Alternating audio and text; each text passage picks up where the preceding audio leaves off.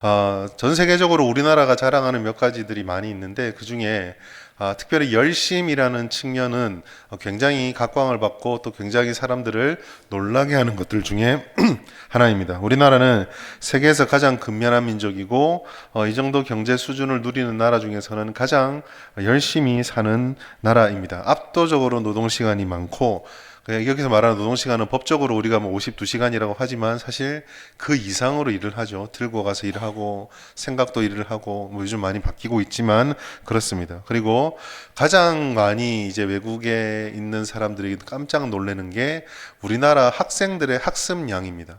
예를 들어서 고3만 되면 아침 7시, 8시 학교 가서 새벽 2시 서울 같은 경우 1시, 2시까지 밖에서 공부하고 집에서는 그냥 잠만 한 3, 4시간 자고 나가는 이런 일들을 거의 상상을 못 하는데 우리나라는 이걸 너무 당연하듯이 여기는 세상이죠. 이게 우리입니다.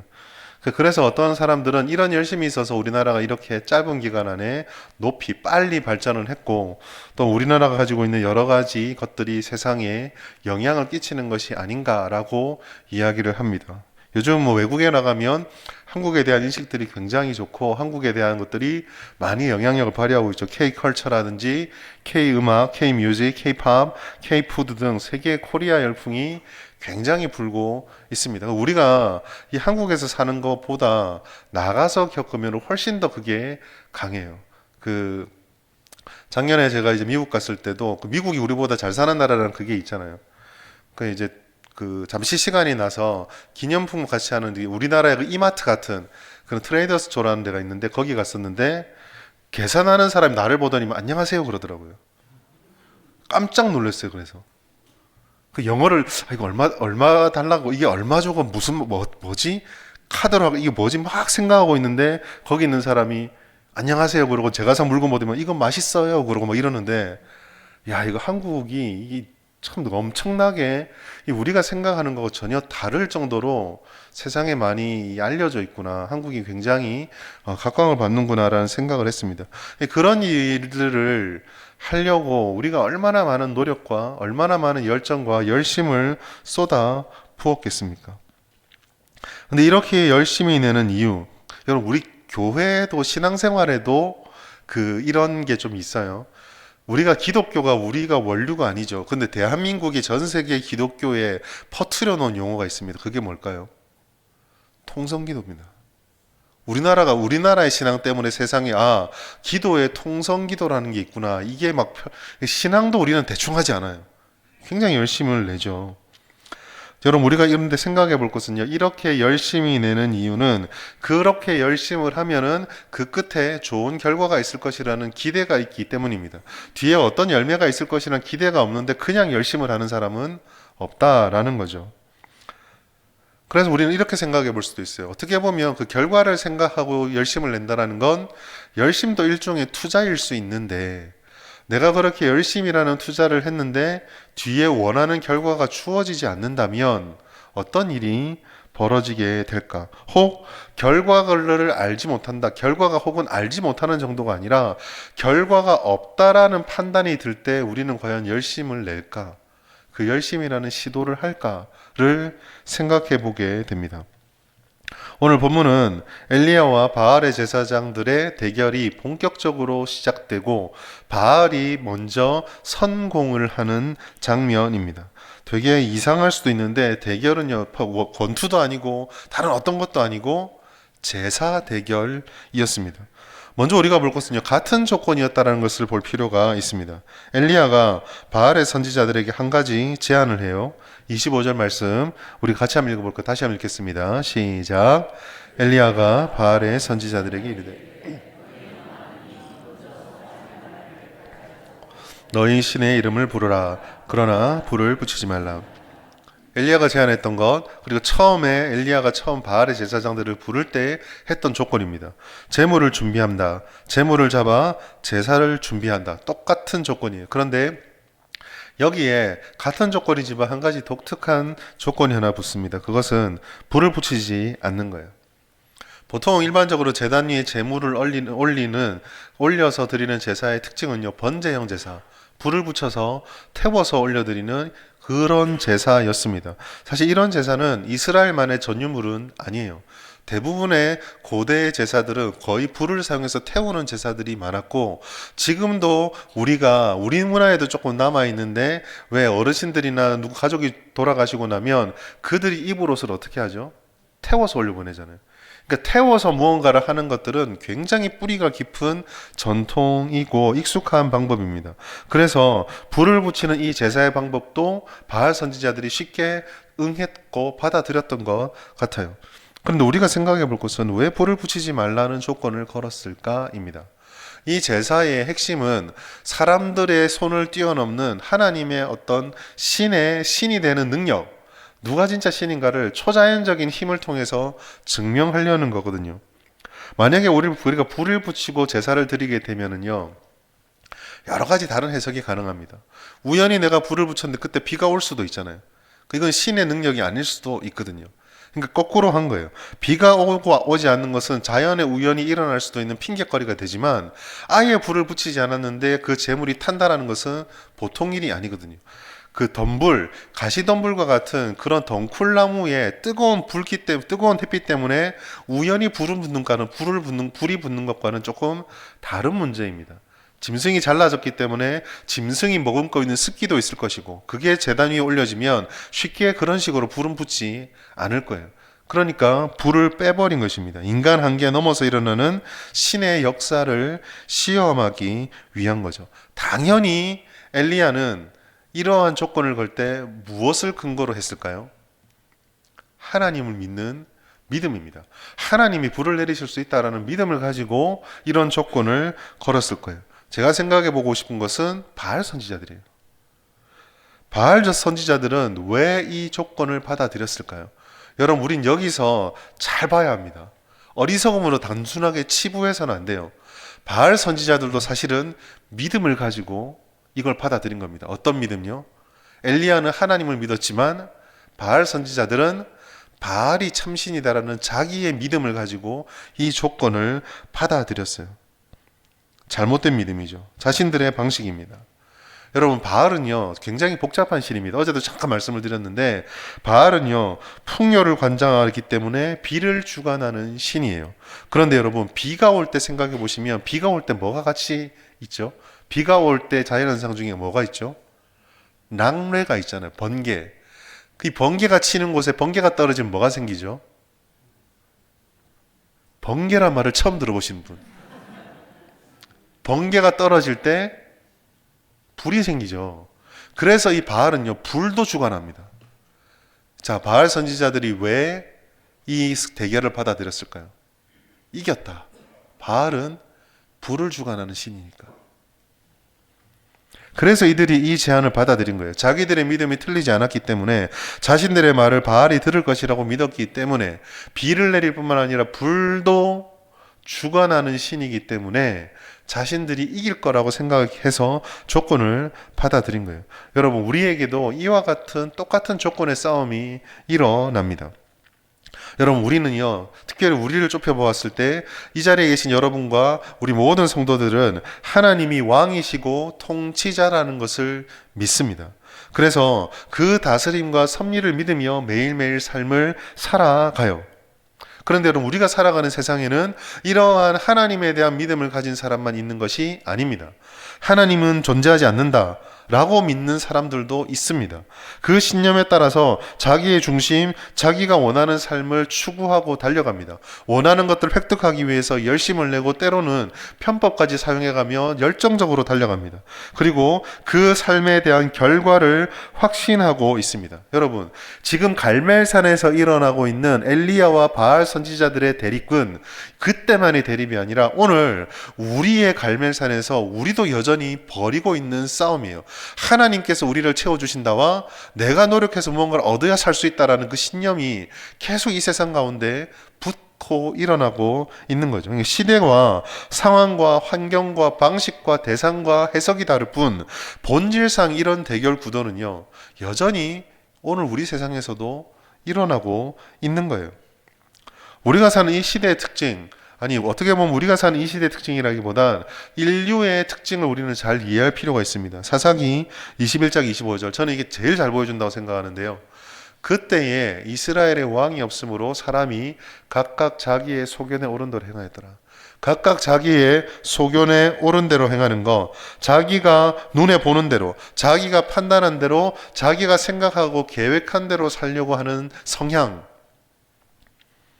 기준이 자기에게 있고 자기 만족을 추구합니다.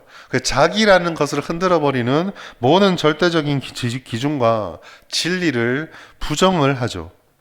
자신이 원하는 것, 자신이 생각했던 것들에 영향을 주는 그런 결정과 추구에 통제를 가하는 모든 외부적인 것들은 악하다고 여길 뿐입니다. 난 이걸 하고 싶은데 왜 하지 마라 그러지? 내가 이렇게 판단했는데 왜 그 판단이 틀렸다고 얘기하는가? 이 모든 것들에 대해서 다 싫어하는 시대죠. 그러한 외부에서 들리는 기준들이 어떤 정통성이 있는지 생각하지 않습니다. 진리가인지 아닌지 전혀 고려하지 않아요. 옳고 그름은 별로 중요하지 않습니다. 좋고 나쁜만이 남을 뿐이죠. 내가 좋은가? 내가 싫은가? 이것만을 계속 생각할 뿐입니다. 더 안타까운 건 뭐예요? 더 이상한 것은 그런 선택을 해서 자연스럽게 따라 나오는 결과들이 있죠. 그 결과들이 나타났는데 내가 선택해서 얻은 결과인데 그 결과가 내게 마음에 들지 않잖아요. 그러면 선택을 문제 삼는 게 아니라 이 사회를 원망합니다. 외부에 계속 원망을 해요. 심지어 나중에 뭐라고까지 얘기합니까? 내가 이런 선택을 하려 할 때 이 선택을 못하도록 안 말려준 세상이 잘못됐다라고 생각을 합니다. 내가 겪는 어떤 불편도 어떤 불만도 옳지 않아요.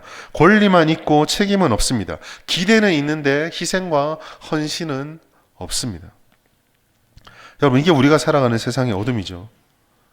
다 옳은 말을 하는 것 같고 다 옳은 판단을 하는 것 같아요. 그런데 나중에 보면 뭔가 자꾸 톱니바퀴가 어긋나는 모습들을 발견하게 됩니다. 여러분 성도가 걸어가는 길은 이것과 달라요. 우리는 우리가 원하는 것이 아니라 하나님의 통치와 섭리를 믿습니다.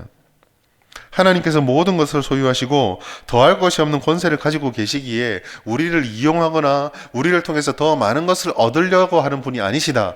그분은 부족함을 채우고 없는 것을 획득하기 위한 권력자 왕이 아니라 모든 것을 가지신 분으로서 모든 것의 완전체로서 그의 백성들에게 가장 좋고 아름다운 통치를 약속하시는 완전한 왕이시다. 그의 다스리심은 그의 백성, 성도를 위해서 그리고 긍휼과 은혜를 주시고 복을 주는 가장 좋은 통치이다라는 것을 우리가 믿기에 우리는 하나님의 섭리를 따라서 주님께 순종하며 살아갑니다.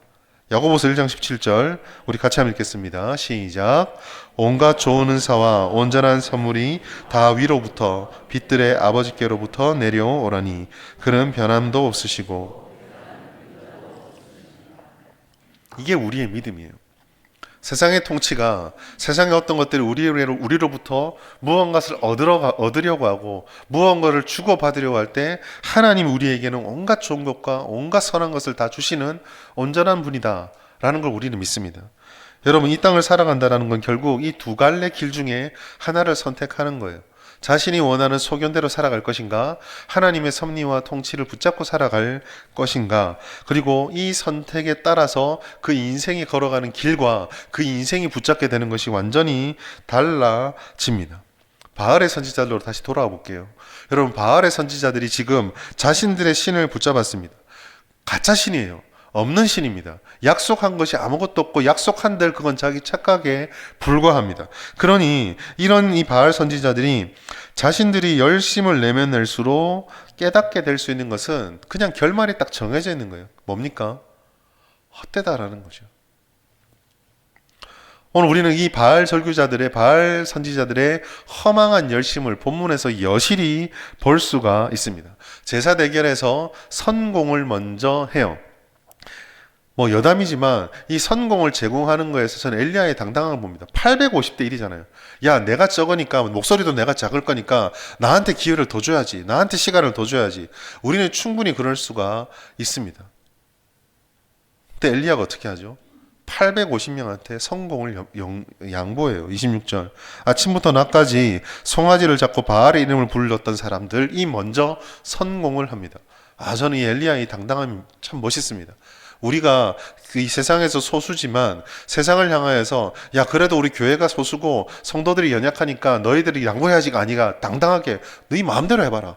우리가 무너지는가 라고 할 수 있는 당당함이 전 되게 부럽고 되게 멋있어요. 아무튼 이 바알 선지자들이 엘리야의 말을 듣고 자기들이 기회를 잡았다고 아침부터 낮까지 정오까지 선지자를 드립니다. 선지자들이 제사를 먼저 드려요. 이게 언제까지 이어지냐면 29절 말씀 보시면 저녁 소제 드릴 때까지 되어 있다고 되어 있습니다. 저녁 소제를 언제부터 드리고 준비하냐면 오후 3시부터 보통 해 떨어질 때까지가 그 시간이거든요. 그러니까 쉽게 말해서 아침에 뭐 활동 시작할 때부터 저녁에 거의 끝나서 시간 다 끝날 때까지 그냥 바알 선지자들이 자기가 다 쓴 거예요. 그냥 바알의 제사는 정성이 부족한 게 아닙니다. 뭐 막말로 우리가 한번 은혜를 제대로 받아보자고 주일날 아침 9시부터 저녁 6시까지 제가 혼자서 서가지고 설교를 갖다가 6시간 7시간 들으면서 예배를 계속 드린다 생각해 보세요. 얼마나 보고 얼마나 열심히겠어요. 그거를 한다라는 게 얼마나 열정적인 신앙이겠습니까? 바알은요 정성이 부족한 제사를 드렸던 게 아닙니다. 심지어요 낮까지 아무 일도 일어나지 않지 한 3-4시간 하고 나서 이상하다 이거 왜 안 되지? 라고 포기한 게 아니라 오히려 그 이후부터 정오까지 아무 일이 일어나지 않자 열심을 끄는 게 아니라 더 열심을 내요. 28절 말씀 보시면 자신의 몸을 자해하면서까지 계속 부르짖습니다. 여러분 열심히 중요하다. 물론 중요하죠. 그런데 열심은요 우리 성도들만의 교회만의 자랑은 아닙니다. 세상에요 다양한 열심들이 얼마나 많은지 몰라요. 새해 맞이를 위해서 월차를 씁니다. 새벽잠을 포기하고 편안한 교통도 포기하면서 아마 올해도 그랬을걸요. 온갖 해 뜨는 데를 다 가가지고 거기서 벌벌벌 떨고 커피 마셔가면서 그 해 뜰 때까지 기다리고 있습니다. 세상의 종교들의 열심은 어떻죠? 정해놓은 금식을 지키는 종교. 이제 좀 있으면 라마단 시작하거든요.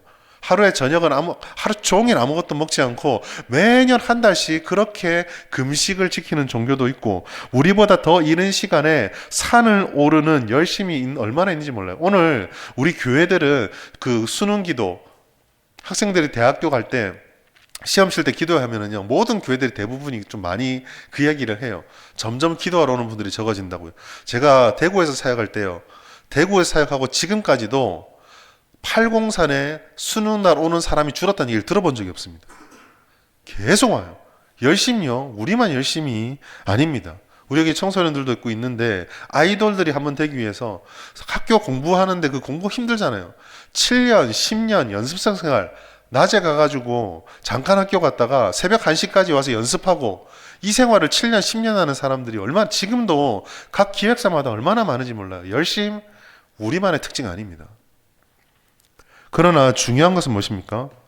성경은 이런 모든 것들이 허망하대요. 운세 한번 바꿔보겠다고 구판에 수천만 원을 쏟아붓지만 그런 것들이 허망하답니다. 27절을 보시면 엘리야의 입술을 통해서 조롱하고 있습니다. 우리 같이 한번 읽어볼까요? 시작. 정오에 이르러는 엘리야가 그들을 조롱하여 이르되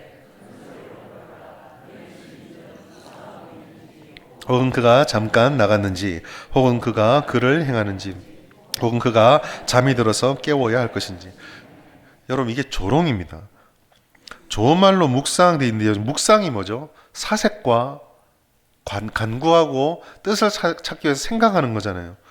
왜 이런 일이 일어날까? 불편함이나 한계나 우리가 알지 못하는 그 벽 앞에서 우리는 묵상합니다. 사색하고 생각합니다. 그런데 이 묵상이라는 단어에는 그렇기 때문에 히브리 말에서 이 묵상이라는 단어에는 불평이라는 단어가 같이 의미가 있어요. 뭐가 불편하다라는 거예요. 뭐가 내게 의문이 생겼다라는 겁니다. 잠깐 나갔다라는 말은요 배변 활동을 의미해요. 길을 행한다는 것은 여행한다라는 겁니다. 잠이 들어서 깨워야 한다는 것은 잠은요 죽음을 상징하거든요. 여러분 이게 뭘 말할까요? 조롱하는 거예요. 무슨 신이 불평을 하고 있니? 무슨 신이 여행을 하니? 무슨 시간이 우리 인간처럼 먹고 자고 싸고를 하니? 무슨 신이 죽네 사네 하니? 조롱하는 겁니다. 헛된 것을 너희가 섬기고 있다라고 지금 엘리야가 조롱하고 있는 이 전능한 신에게 전혀 어울리지 않죠. 사랑하는 여러분, 성경이 우리에게 말하는 바는 분명합니다. 열심을 내지 마라 아닙니다. 성경은 오히려 우리가 열심을 내지 않고 게으른 것에 대해서 나태함을 경계해요. 잠언 6장 10절 11절 유명한 말이죠. 좀 더 자자, 좀 더 놀자, 손을 모으고 좀 더 누워있자 하면 내 빈궁이 강도같이 오며 내 곰핍이 군사같이 이르리라. 간단하게 해서 무슨 말이에요? 게으름 피지 말라는 얘기입니다. 나태하지 말라는 얘기예요. 그러나 성경이 또한 말하는 것은요, 모든 열심이 다 옳고 유익한 것은 아니라는 거예요. 마약을 추출하기 위해서 밤을 새우고 화학 공부를 하는 열심은 쓸데없는 열심입니다. 다른 사람의 삶을 터전을 파괴하기 위해서 몇 년 동안 계획을 세우고 사람을 모으는 열심은 쓸모없는 열심이에요. 바알 선지자들의 절규를 보십시오. 그들의 몸을 자해하면서까지 그들이 얻은 게 무엇입니까? 아무것도 없잖아요. 열심이 문제가 아닙니다. 하나님께서 이미 경고한 것이죠. 골로새서 2장 23절. 이런 것들은 자의적 숭배와 겸손과 몸을 괴롭게 하는 데는 지혜 있는 듯 모양이지만 오직 육체 따르는 것을 금하는 데는 조금도 유익이 없느니라. 열심이 있지만 아무 유익이 없는 열심이라는 것입니다. 사랑하는 여러분, 이게 우리가 살아가는 세상이라면 우리가 해야 될 삶은 분명합니다. 우리는 이 헛된 열심이 가득한 세상에서 바른 열심을 붙잡는 빛의 존재들이 되어야 합니다. 그렇게 하기 위해서 우리가 무엇을 할 수 있을 것인가? 다시 26절 보십시오. 18장 26절 보시면 그 쌓은 제단 주위에 뛰놀더라 라는 단어가 있습니다. 21절, 20절부터 24절 강해를 할 때 머뭇거린다라는 말과 뛰놀다는 말이 지금 단어가 똑같다고 말씀을 드렸어요. 그리고 그 핵심의 의미에는 제대로 걸어가지 못하고 절뚝거리고 있다라는 의미가 있다 말씀을 드렸습니다. 비틀거리며 애를 써지만 제대로 서 있지 못하고 달리지도 못하는 상태. 내가 걷는다고 말했지만 제대로 못 걷고 있는 상태. 왜 이런 모습이 가질 수밖에 없었는가? 자기 열심과 자기 욕망을 따라서 바알을 섬기고 오늘도 세상을 그렇게 살아가기 때문이에요. 그런데 이걸 역으로 뒤집으면요, 헛된 열심에 빠지지 않는 길이 바로 여기에 있습니다. 무엇입니까? 우리는 이 절뚝거릴 수밖에 없는 세상을 기웃거리면 안 됩니다. 절뚝거릴 수밖에 없는 세상의 생각들과 우리 안에도 있는 그 본성을 따라서 거기에 우리의 마음을 두거나 우리의 삶과 우리의 신뢰를 두어서는 안 됩니다.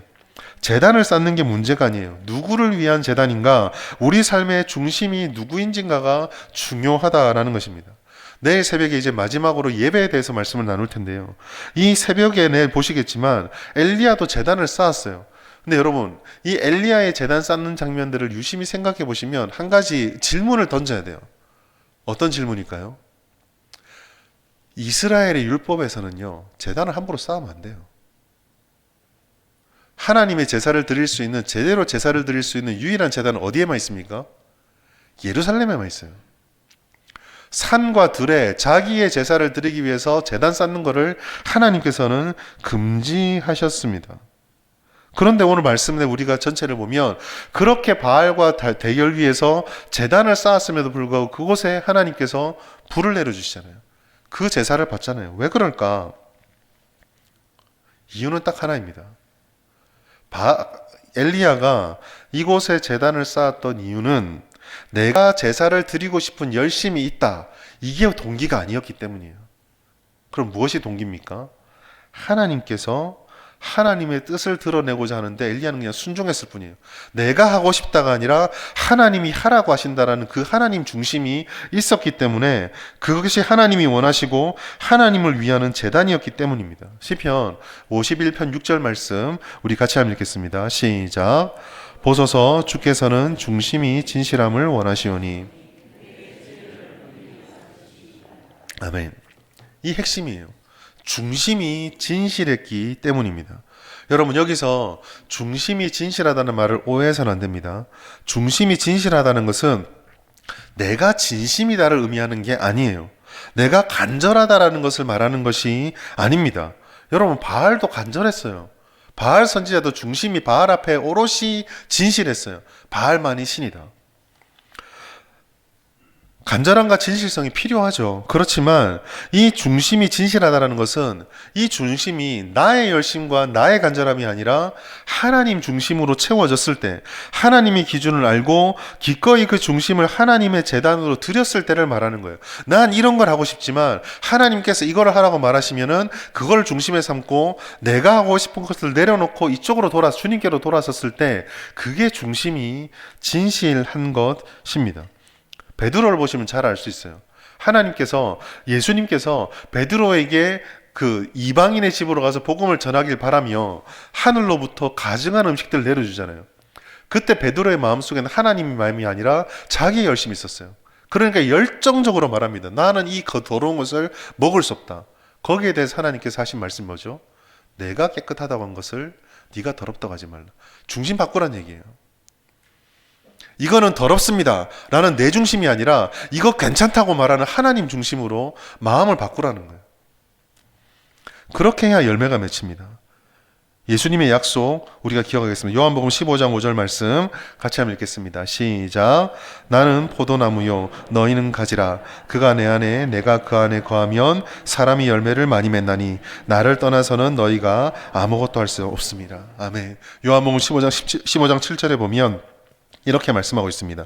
너희가 내 안에 거하고 내 말이 너희 안에 거하면 무엇이든지 원하는 대로 구하라. 그리하면 이루리라. 여러분, 헛된 열심과 어둠 속에 사로잡힌 이곳에서 우리가 빛으로 살아가려면, 그 어둠을 비추려면 우리가 결심해야 될 것은 딱 한 가지입니다. 중심의 진실함을 주님께로 드려야 합니다. 내가 거룩하다, 내가 옳다, 우리의 계산 속에, 우리의 경험 속에 이것은 이렇다 저렇다. 우리는 다 각자의 소견이 있고요. 우리가 살아가는 삶의 경험들이 있고 우리가 살아가는 삶의 터전들 위에 내가 쌓아 올렸던 기준들이 분명히 있습니다.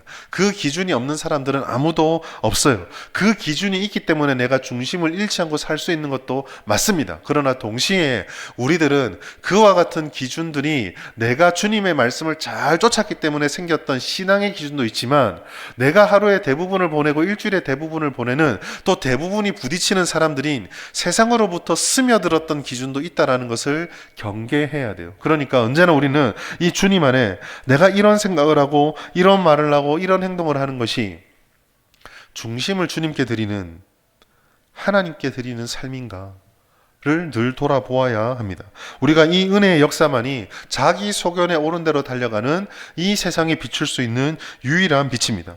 영적 어둠이 짙은 이 세상 속에 살아갈 때 예수께 접붙임 받아 주님이 기뻐하는 중심을 가지고 삶을 살아가는 것, 이 상황에는 누구나 다 이렇게 살아 라고 말하는 그들 앞에 아닌데 하나님을 믿으면 이렇게도 살 수 있는데 를 보여줄 수 있는 삶이 있을 때 우리들은 헛된 열심, 바알을 위해서 자기 몸을 자해하는 세상 속에서 더 이상 너의 몸을, 너의 삶을 망가뜨리지 마라 라고 말해놓고 이게 너를 살리는 길이다라고 보여주는 그런 삶을 살아갈 수 있게 되는 것입니다. 이것은 하나님의 약속입니다. 그러니 여러분, 올 한 해 또 오늘 우리가 기도할 때 이것을 위해 기도하시기 바랍니다. 하나님 앞에 소견이 옳은 열심대로 살아가는 세상 속에서 오직 주님 중심의 삶을 살아가 하나님이 주시는 이 세상의 삶을, 어둠이 가득한 삶을 하나님의 삶의 빛으로 드러내게 하여 주시옵소서. 올 2026년 한 해 우리가 이렇게 주님 앞에 중심이 진실한 삶을 살아서 헛된 열심으로 쫓아가는 세상 속에서 진짜 가치 있는 열심의 열매를 거두고 또 보여줄 수 있는 저와 우리 모든 성도님들의 일련의 삶이 되시기를 예수님의 이름으로 축복합니다.